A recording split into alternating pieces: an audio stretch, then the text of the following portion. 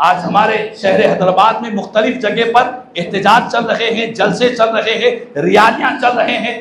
ہم کچھ نہیں کر سکتے ہیں تو ان میں شریک رہے. اسی لیے شریک رہے تاکہ اوقاف کی حفاظت کے لیے اللہ ہمارا بھی نام ان میں شمار فرما دے. کل قیامت کے دن ہم سے بھی پوچھا جائے گا کہ اوقاف کی جو اللہ کی زمینیں ہو رہی تھی اس پر دشمنوں کی ناپاک عزت نگاہیں جمی ہوئی تھی تو تم کیا کر رہے تھے.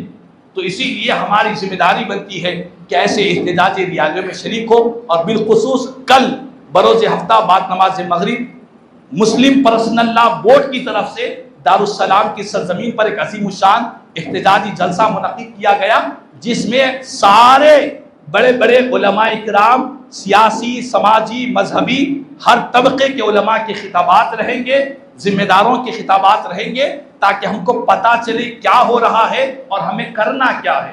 انشاءاللہ کوشش کرے کہ نماز مغرب کے ساتھ ہی دارالسلام میں مسلم پرسنل لا بورڈ کی طرف سے یہ جو احتجاجی جلسہ منعقد کیا گیا آپ بھی شریک رہیں، اپنے دوست احباب کے ساتھ بھی ہو، اور انشاءاللہ ہم بھی وہاں شریک رہیں گے. اللہ تعالیٰ سے دعا ہے کہ اللہ پاک اپنے کرم سے ہمارے اس ملک کے حالات پر اللہ رحم و کرم کا معاملہ عطا فرمائے، اور بالخصوص اوقافی جائیدادوں کی اللہ حفظ و امان عطا فرمائے، اور بالخصوص میرے مولا دشمنوں کے ناپاک عزائم سے اللہ ساری امت مسلمہ کی حفاظت فرمائے. کہنے سننے سے زیادہ مجھے ہم تمام کو عمل کی توفیق عطا فرما.